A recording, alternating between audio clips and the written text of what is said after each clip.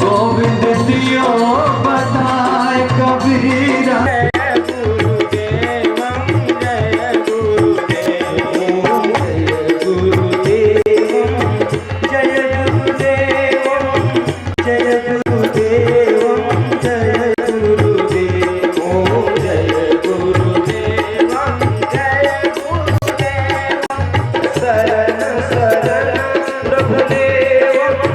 जय गुरुदेव जय गुरु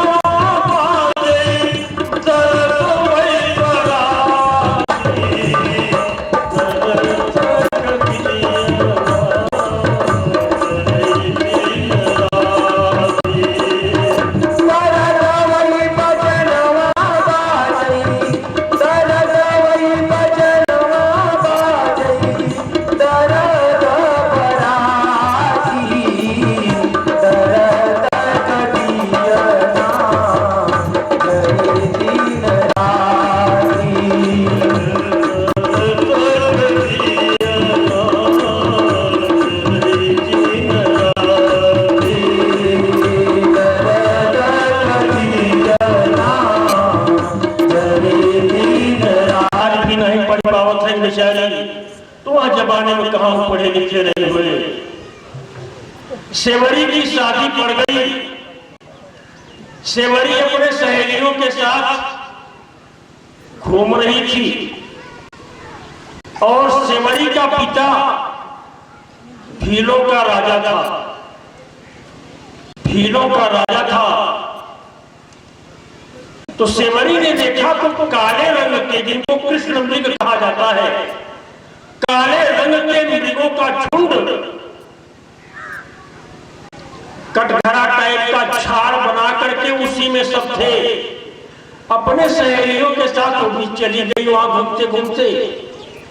तो कहा सखी ये कई रंग के सब हैं। तो सखी ने कहा कि हाँ सेवरी, तो शादी हुए ना, और तेरी शादी में जो बाराती आएंगे उन बारातियों के लिए ये सभी काले रंग के जो मृग हैं उनको काट करके उन्हीं की मांस का भोजन बनेगा। तेरे ससुर ने ऐसा कहा है तुम्हारे पिताजी के कि काले मृगों का मांस उसे खिलाइए। तो उसने कहा 100 मृग चाहिए। अब 100 हो गए हैं, अब उनके यहाँ न्योता जाएगा और लगन मुहूर्त होकर के तेरी शादी होगी। सेवरी देखती रह गई कि अरे मेरी शादी में और ये 100 काटे जाएंगे। जेकरे मन में फुटका हो गया, नींद कहां से हो, निदिया बैरन हो गई राम। सेवरी को खटका लगा, एक पीड़ा, एक लहर, एक दर्द उठा। दर्द ही भजन है कि मेरे लिए इतनी जान की कुर्बानी। सखी से बोली, सखी अब आगे न चलो, चलो घर। आ गई घर अपने झोपड़ी में। आधी रात को सेवरी उठी और भाग गई। तो भीलों का राजा था, हाहाकार मच गया, कहीं पता नहीं चला। रात दिन सेवरी भागती रही और भागते भागते भागते भागते महर्षि मतंग के आश्रम में पहुंच गई, जहां मतंग जी रहते थे। दूर के मैं तेरा गुरु हूं, टूटी फूटी सेवा कर दिया कर, और मैं वचन देता हूं कि तुझे कहीं नहीं जाना है। वो परमात्मा तेरे दरवाजे एक न दिन आएगा। सेवरी वहीं करने लगी। करते करते काफी समय बीत गया। सेवरी अपने विवाह को तिलांजलि दे दिया। जिंदगी में सुख पाने के लिए लोग शादी विवाह करते हैं। कितनी खुशी होती है, चाहे लड़की हो चाहे लड़का। विवाह से बढ़कर के क्या चीज है। मीरा ने कहा ऐसे पति का क्या भरोसा। अरे गांठ बांध करके यार का साथ फेरा लगाया, साथ में साथ साथ जीने का वादा किया, और 4 दिन भी नहीं चला मर गया, मैं विधवा हो गई। जो 7 दिन का साथ नहीं निभा सकता, कैसा पति। मीरा ने कहा, मीरा ने पति वरण कर दिया और मिल गई गुरु से। गुरु ने मंत्र दे दिया। समय आ गया मतंग जी के महाप्रयाण का। तो सेवरी से बोले, बिटिया अब मेरी शरीर तो संसार में नहीं रहेगी, मैं तो जा रहा हूं, लेकिन तुम यहीं रह करके भजन कर राम आएंगे। सेवरी राम नाम का सहारा लेकर के उसी जंगल में अडिग रही। और एक दिन ऐसा आया कि राम आ ही गए।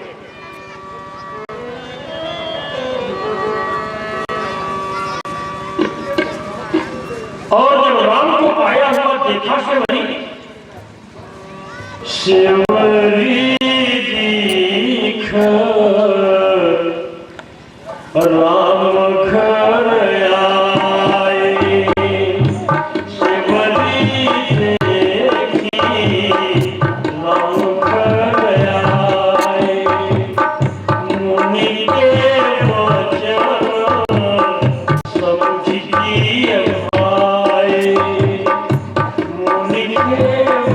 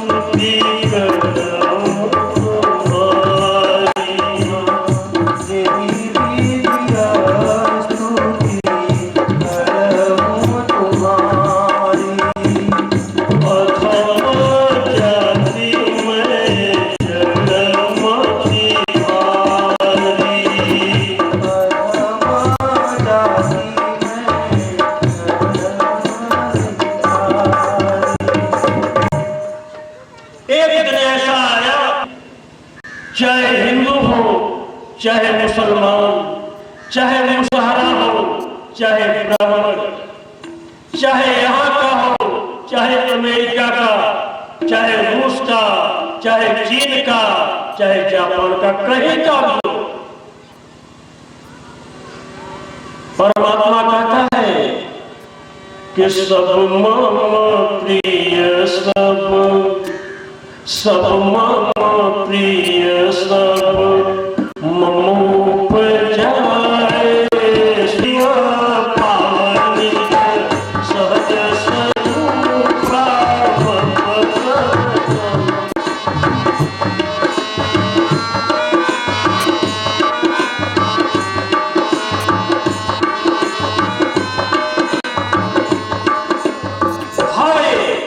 जानो तो तुम्हें मिल जाए, जो प्रभु को जाना वह वही हो गया। ढांचा तो खड़ा है, एक में राम दिखाई दे रहे, एक में सेवरी, लेकिन राम और सेवरी हृदय से एक हो गए।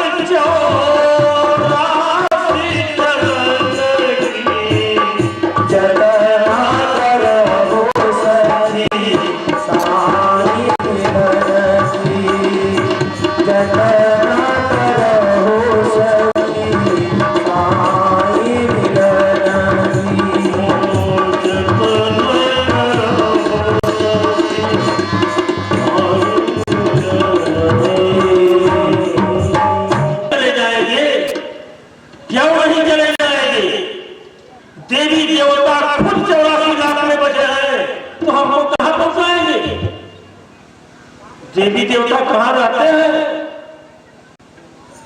बड़ी कहानी सुना देवी देवताओं की, लेकिन वो रहते कहाँ हैं? अरे झरोखा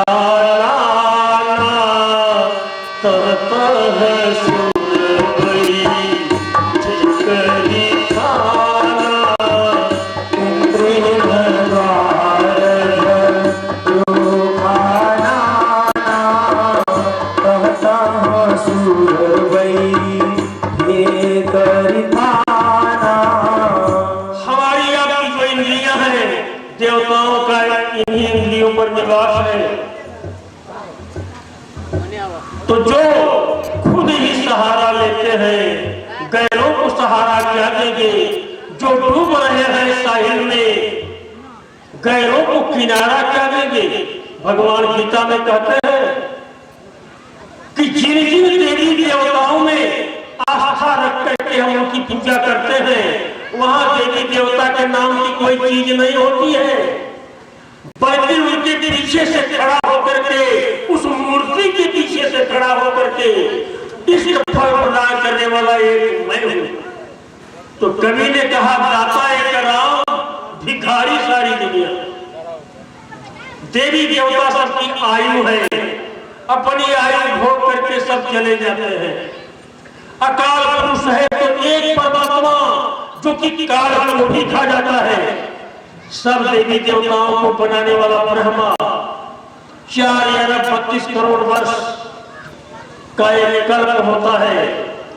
एक कल्प इतनी रात, उतना बड़ा दिन, उतनी बड़ी रात। इसी दिन से 365 दिन का उसका साल 100 साल जी करके ब्रह्मा मर जाता है। तो चाहे 1 साल में मरो, चाहे लाख साल में मरे तो अकाल कहां होंगे? तो देवी देवताओं का समय है। अकाल पुरुष है तो एक राम, एक परमात्मा, और वह परमात्मा आपके भीतर है। तो उसके पाने के लिए भजन की आवश्यकता है, भक्ति की आवश्यकता है। हम आप विभक्त हो गए हैं, अलग हो गए हैं। विभक्त माने अलग होना, भक्ति माने एक होना। विभक्त माने अर्धौझी, भक्ति माने एकौझी। जिससे अलग हुए हैं उसी को पाना है। तो कहे कहां से शुरू किए? कहे पीपल, तुलसी, नीम, गजले से बहुत दिन पूजिया हुआ, लेकिन दर्जा एक लड़का का माने कौआ एप्पल पढ़ाई ठीक बा, लेकिन हाई स्कूल इंटर और एमए को उम्र हो गई पढ़ा और तब एप्पल अगर पढ़बे तो लोग हंसी है। एप्पल वाली उम्र अब नहीं बा। अब तो रामायण गीता में क्या कहा गया है उसके भाव पर जाना है, उसके तत्व अर्थ पर जाना है। कहीं बाहर की कहानी नहीं है। गीता आपके शरीर के अंदर है, अर्जुन आपके शरीर के अंदर है, भीष्म सब आपके शरीर के अंदर।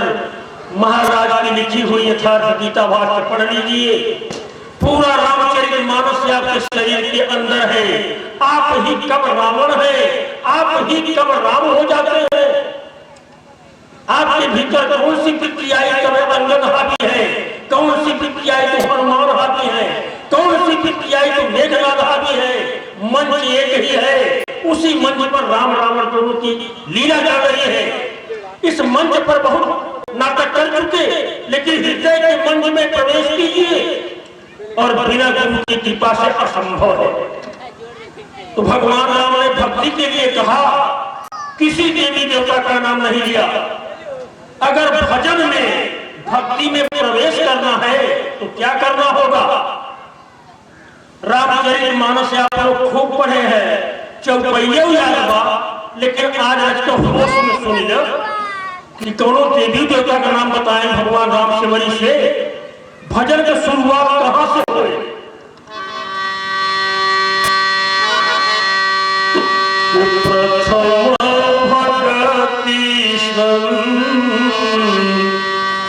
तनकर संगा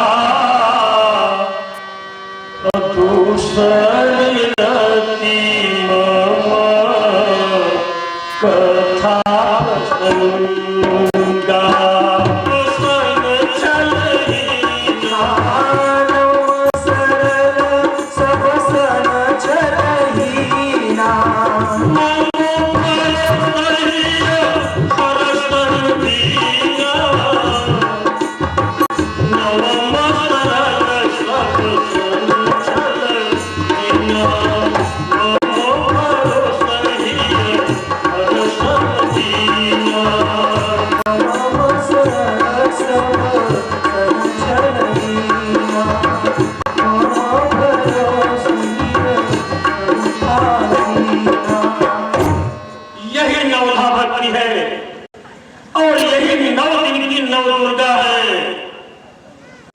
यहाँ पर दुर्गा की स्थापना होती है। यही नव दुर्गा ही नवधा भक्ति है। प्रथम शैलपुत्री च, पहले दिन शैलपुत्री कहे साधन कठिन न मन कर टेका। हम आप क्या हैं, लेकिन जब सत्संग में आते हैं तो असली बात पता चलता है। 3 विद्या होती है, खींचना वो हवा चले बढ़ जाए, लेकिन पथरा पर अगर लकीर खोज दी जाए तो का वो मिटे। तो प्रथमे शैलपुत्री च पत्थर की लकीर, दृढ़ विश्वास, एक परमात्मा में अचल विश्वास का होना प्रथमे शैलपुत्री च।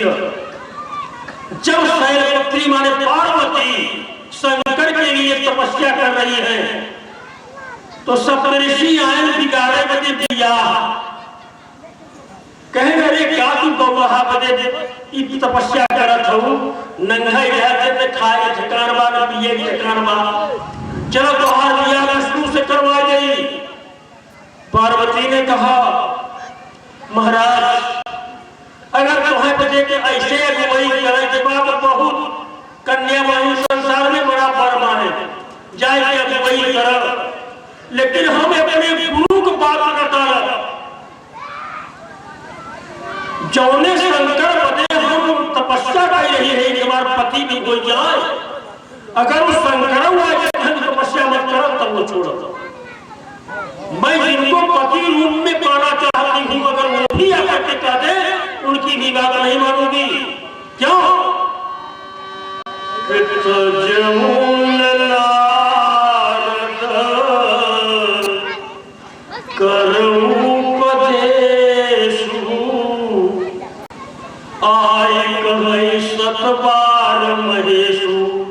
अगर सब शंकर आगे कहे तब न माना। क्यों?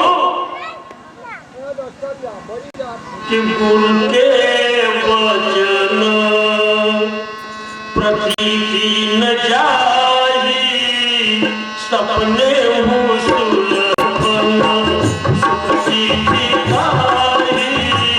गुरु के वचन प्रतीति न जाई, सपने हो सुलभन सुखी दिखाई। तो कलयुग संत ज्ञान नहीं जरूर कर विश्वास, अपने विश्वास के प्रति अटल रहना, यही प्रथमे शैलपुत्री पत्थर की लकीर की तरह पुत्री का होना ये पहली भजन की शुरुआत है। यही 9 दिन का 9 दुर्गाओं का महात्मा है पूजा का। और 9वें दिन 2 नवरात्र पड़ता है, एक चैत में एक क्वार में, 6 महीने पर 12 महीने का साल होता है। और दोनों नवरात्र का संबंध राम से ही है। चैत के नवरात्र में लेकिन मनाते हैं देवी के ही नाम से हम, क्योंकि देवी ही भक्ति रूपा है, यही नवधा भक्ति है। और जब भक्ति अपनी सीमा पर पहुंच जाती है, नवमी भक्ति जहां 9 पूरा हुआ और नवमी तिथि मधुमास पूर्णिमा शुक्ला पक्षय तिथि हरिता।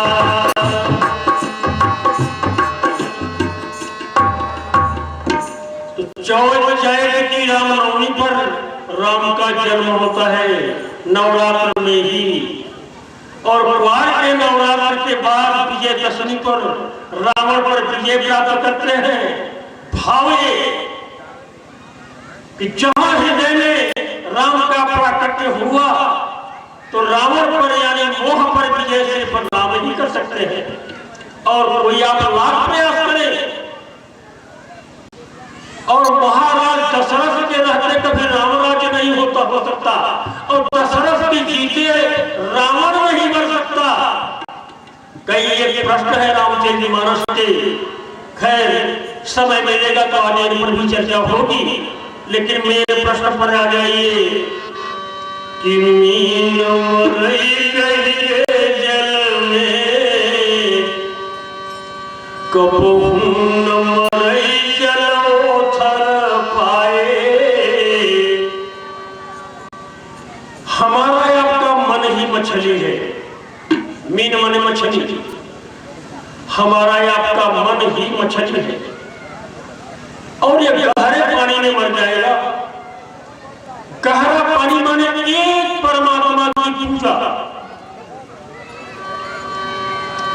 बोलिए बोलिए भगवान की जय। आवन गिरे मन भावन की, कोई कहियो रे गुरु आवन की, आवन गिरे मन भावन की।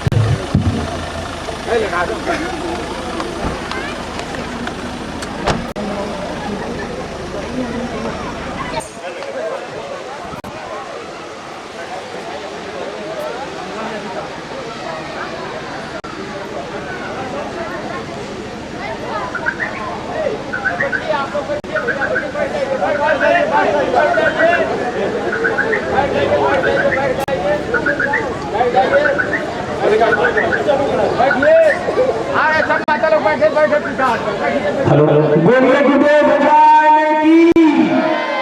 सभी भक्तों से सादर अनुरोध है कि अपना स्थान ग्रहण कर बैठ जाएं।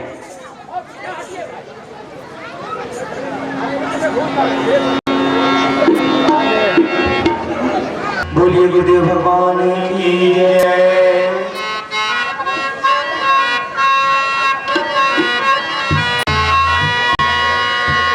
गुरुवर सा दयालु,